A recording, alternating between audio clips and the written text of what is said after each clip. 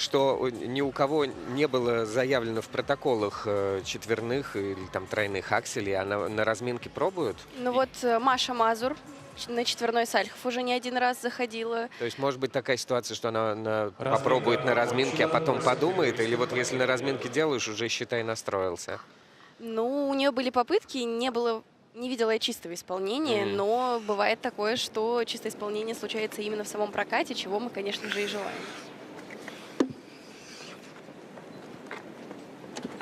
Подошла к концу разминка. Впереди катание 5 участниц.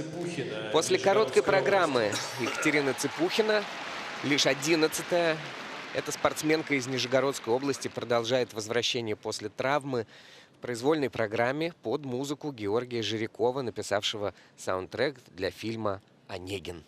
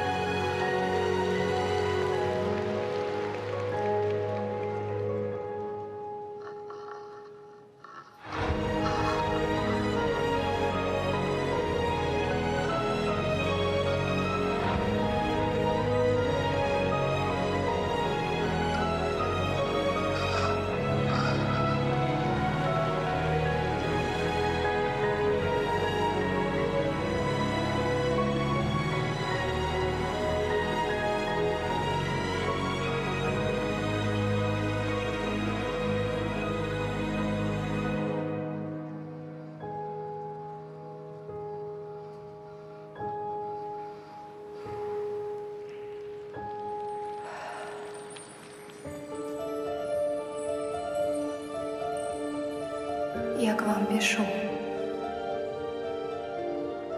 Чего же более? Что я могу еще сказать? Теперь я знаю, у вашей воли меня презрением наказать. Но вы к моей несчастной доле хоть каплю жалости храня, вы не оставите меня.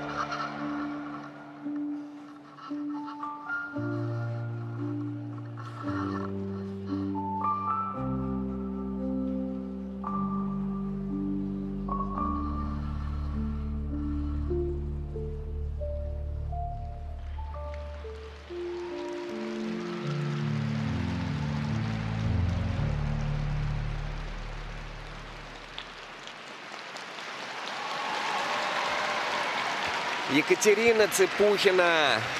Так хочется поддержать спортсменку, которая в этот сезон вступает после травмы. И не все, конечно, еще получается, но какую важную программу она катает на нашу классику. Евгений Онегин, и звучат стихи. И все это очень важно и для молодежи, и для всех тех, кто должен образовываться. Но мне кажется, нам не стоит сдерживать себя. И сейчас, как ты и говоришь, и предложил это сделать. Давайте поддержим Екатерину. Действительно сложный прокат выдался. Тем более для меня лично Евгений Онегин, Пушкин. Это же это роман, который показывает характер человека. Чтобы он проявляется, этот характер в любви. А Пушкин как бы противопоставляет судьбы разных людей, сложные жизни, ведь характеры, сословия. Ну, слушайте, здесь прямо целый комплекс эмоций, весь полный спектр. И самое главное, здесь мы видели, что радость от того, что все складывалось замечательно, а дальше уже пошли сложности. Да, конечно, программа, музыка, стихи очень проникновенные, но сегодня было ощущение, что Екатерина немножко была погружена в себя, и даже вот когда мы ее глаза видели, она словно внутрь себя смотрела, а не на публику, на зрителей. И в первую половину это никак на элементах не сказывалось, она справилась со всеми прыжками, а во второй половине, мне кажется, очевидно, что уже не хватало сил именно, потому что, будь это одна ошибка, мы бы могли говорить о технической какой-то помарке, но здесь мы видим, что все 3 прыжка во второй половине не увенчались успехом. Падение с 2 тройных луцев, причем такие довольно неприятные. Ошибка на Ридбергере, в итоге она осталась без 2 каскадов, поэтому, конечно, сегодня технически программа не сложилась. Но поскольку спортсменка только выходит из того состояния, когда ее действительно беспокоила травма, я предполагаю, что такое построение прыжков как раз это работа на будущее. То есть, соответственно, это технический контент спортсменка выкатывает легко. Расстроилась, но не расстраивайся, Екатерина. Все будет хорошо. Катание будет. Произвольную программу Под танго «Кумпарсита» в исполнении рыжей певицы Мильвы катается Таисия Лепихина из Вологодской области. Это одно из самых узнаваемых танго в мире, и не только в фигурном катании. В 1916 году композитор Герардо Матос Родригес написал его, фактически переделав чей-то марш, а потом долго судился за свои авторские права. Фигуристка Лепихина – 10-я после короткой программы.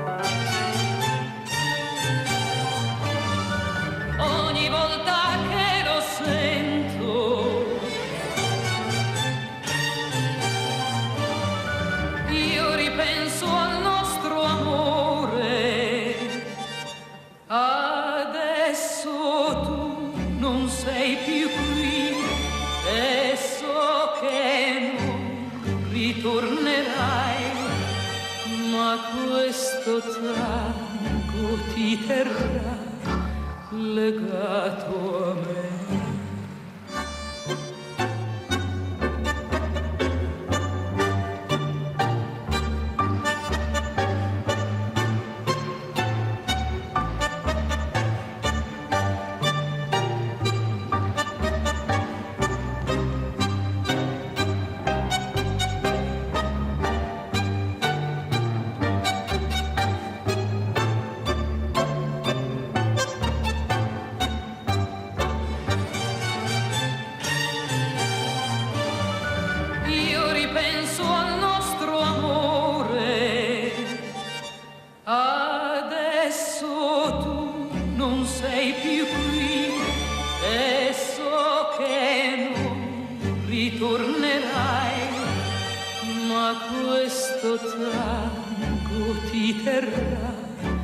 Legato a me.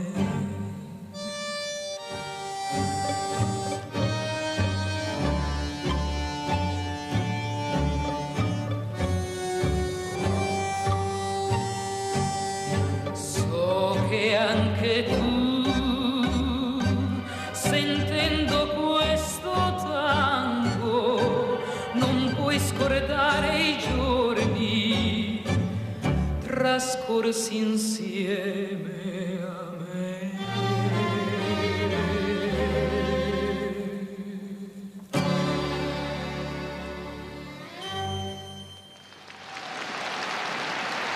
Таисия Лепихина. Вчера в короткой программе очень нам приглянулась эта фигуристка. Была такая вот какая-то светлая у нее программа, и она вся светилась. Сегодня в танго такое впечатление, что вот немножко подзадавила ее эта программа, и мы по большому счету танго даже и не увидели. Может быть, пока не хватило еще там сил, постановки. Не знаю, как ты считаешь? Ну вот я только хотел сказать о том, что компарсита это же вот это определенный стиль аргентинского танго. И, собственно, компарсита это танец, драматизм, это страсть и экспрессивность. Танго я в меньшей степени увидел в большей степени сосредоточенность к прыжковым элементам. И если мы комментировали первую спортсменку, там было много элементов во второй половине, то здесь, наоборот, вся техника ушла в первую половину.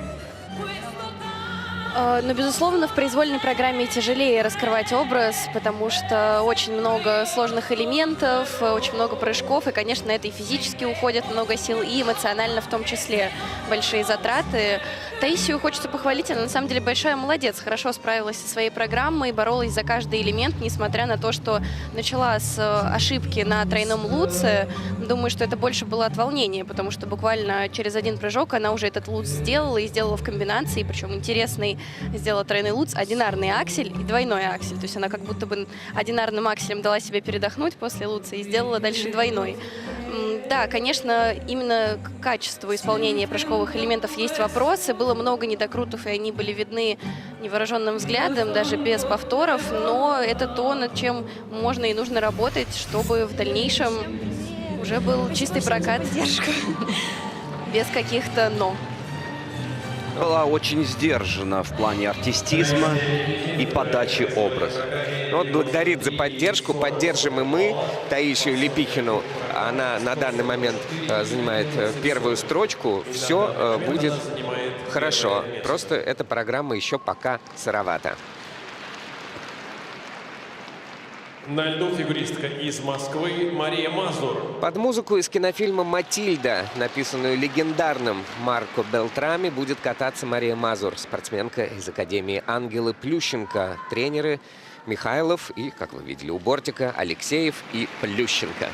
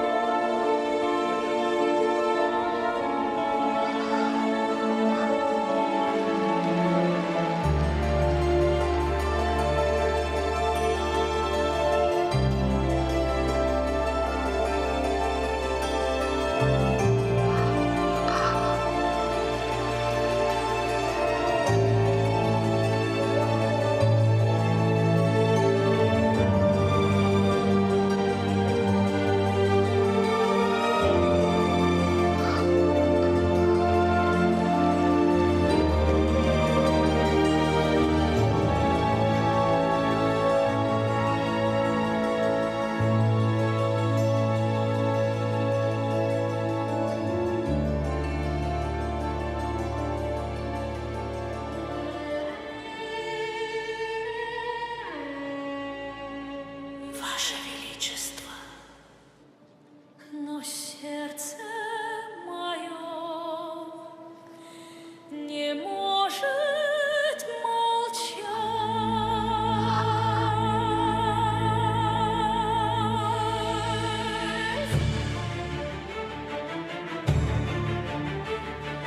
Я пишу, чернила стынут, за окном чужие сны. Эти буквы, эти клятвы, все, что взяла война. Где ты, мой Ники? Этот бал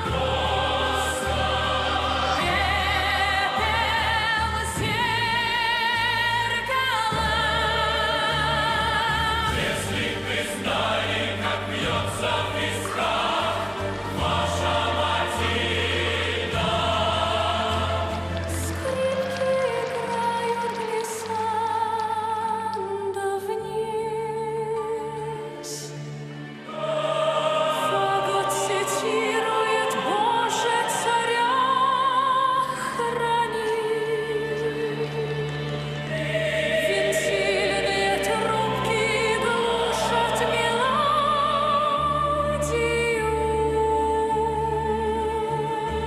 Я больше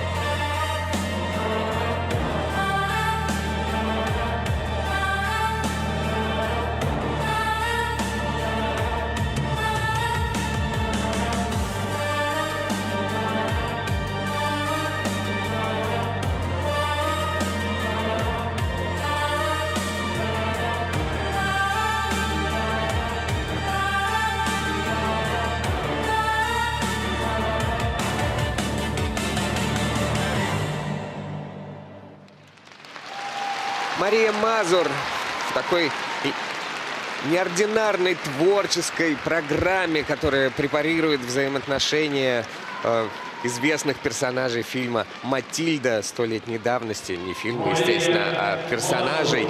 И очень красивая программа, по-моему, в таком стиле сделана.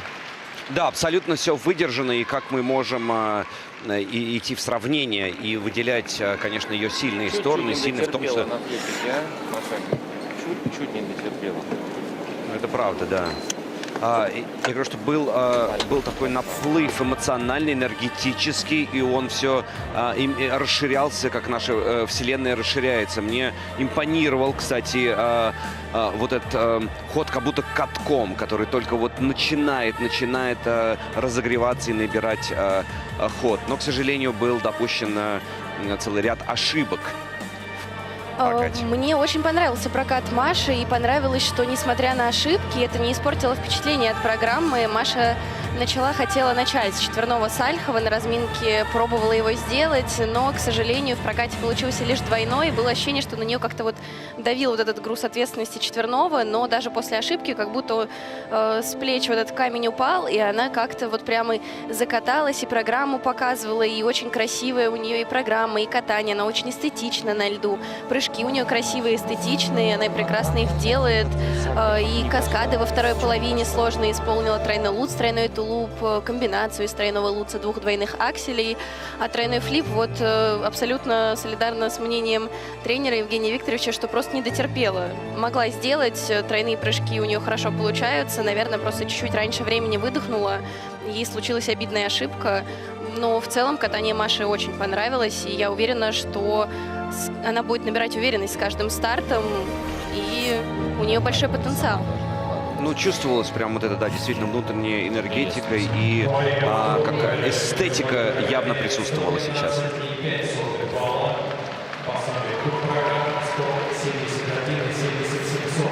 Количество баллов позволяет ей не потерять позицию, конечно, потому что это было очень серьезное, очень мощное катание, но она расстроена из-за ошибок.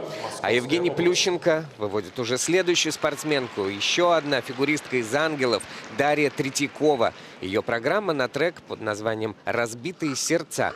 Между прочим, этот трек написан в качестве помощи пострадавшим от пожаров на Гавайях в свое время. И все авторские доходы отправляются в фонд Мауи. Таким образом, опосредованно она помогает этим людям тоже.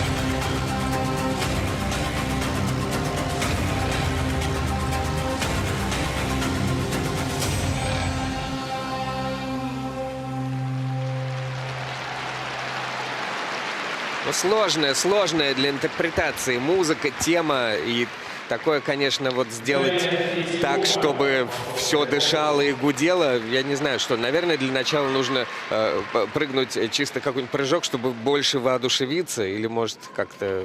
Чего Для не меня хватало? такая какая-то абстракция сейчас звучала здесь, в этом Ледовом дворце. Но хочется отметить и Мазур, и сейчас Третьякову за их определенный посыл, вернее, и желание, и то, что они действительно пробуют как-то вовлечь также и зрителей здесь в зале в свой прокат.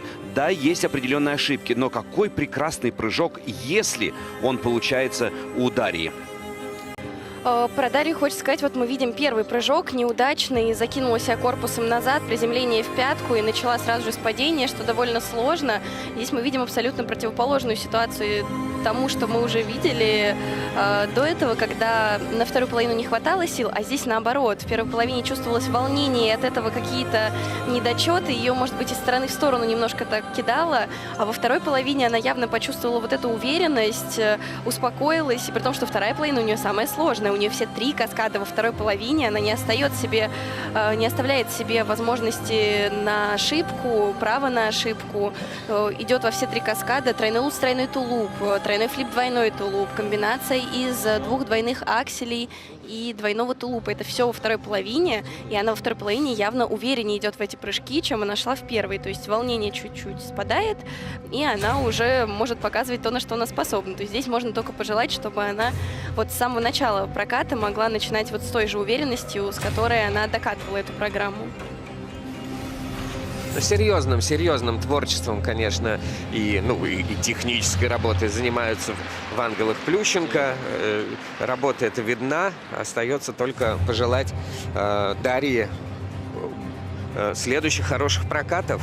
Ну да, большого количества именно чистых прокатов, которые бы вселили уверенность в Дарью. На данный момент она проигрывает Марии Мазур, как в произвольной программе, так и по сумме 2, и занимает 2-е место.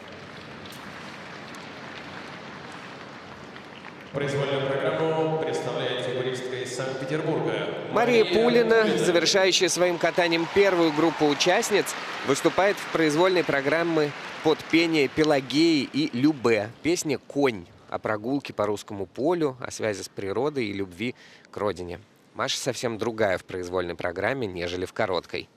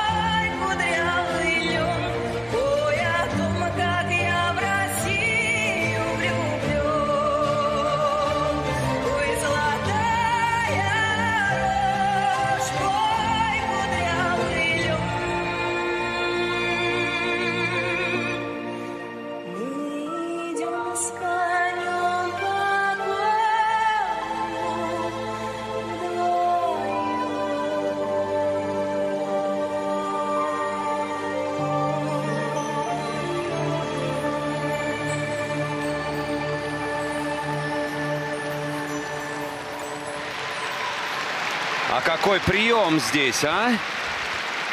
Сумела поднять публику.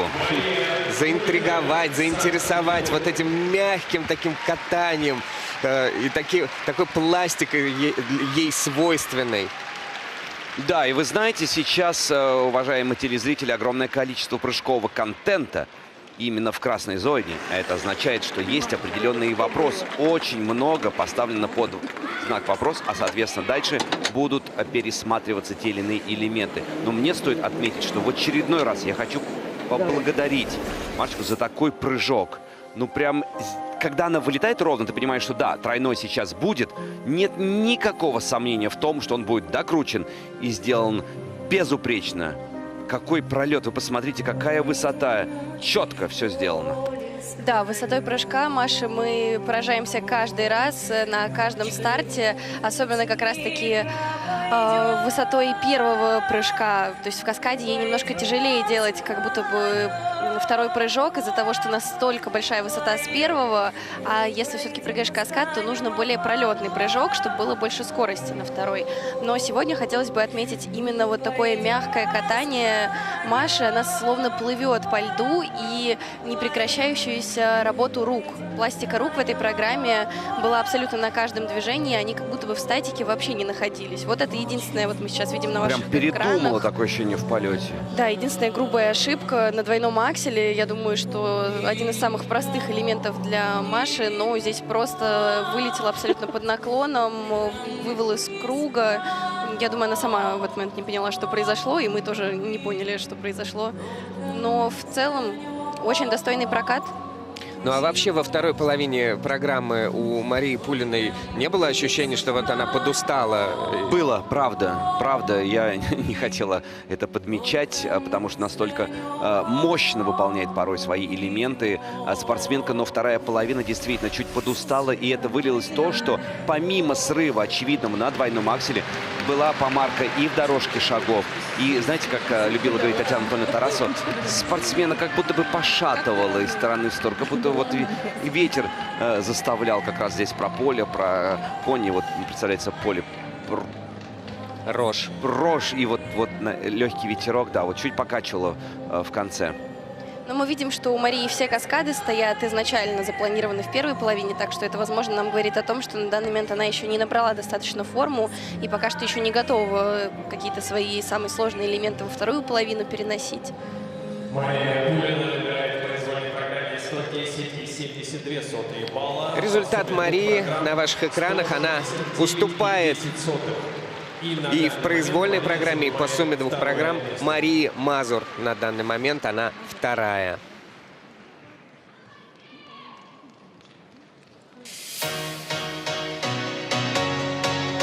Встречаем на льду вторую группу участниц.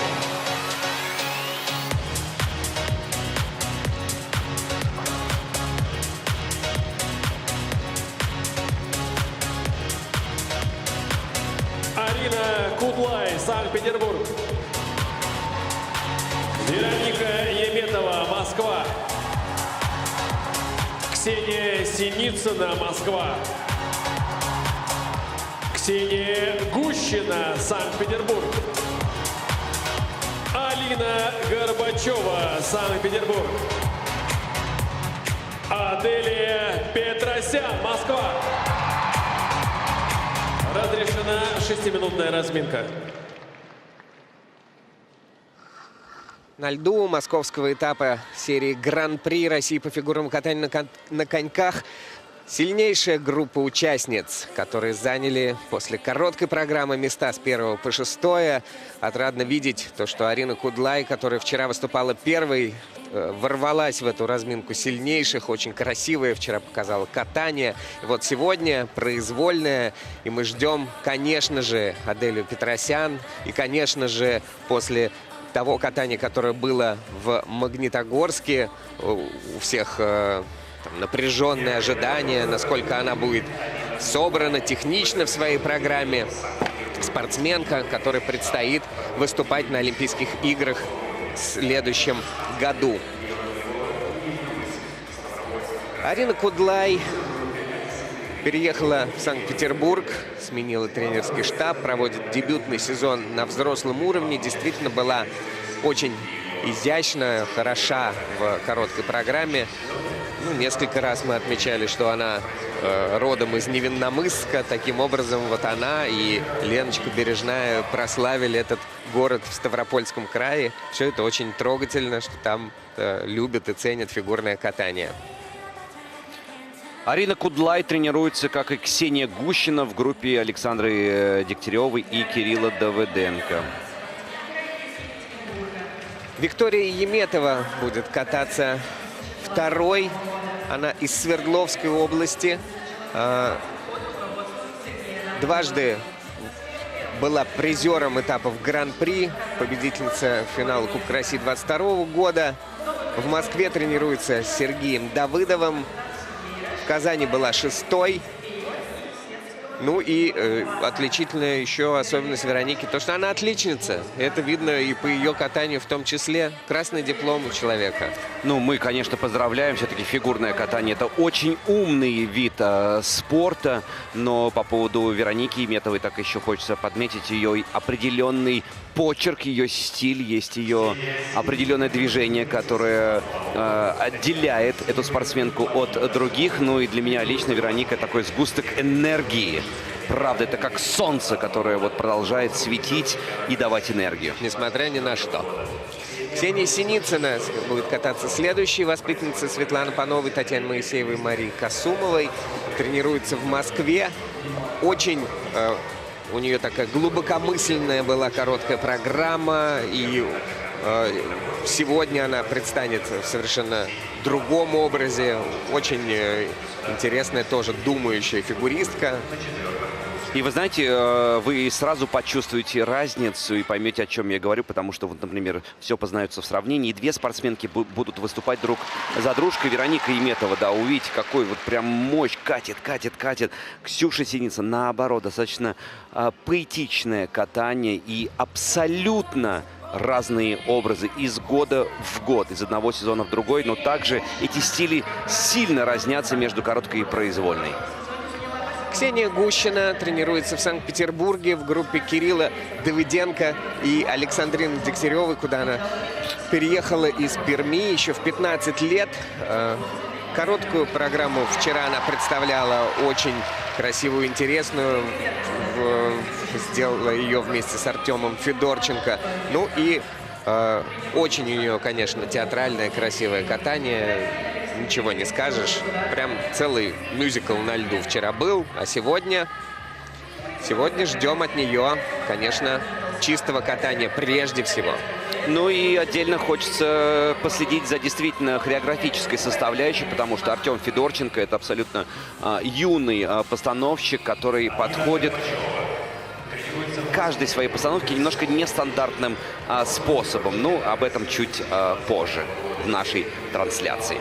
Алина Горбачева из Санкт-Петербурга, которую она представляет здесь, на этом катке. А сама, конечно же, добралась до этого города,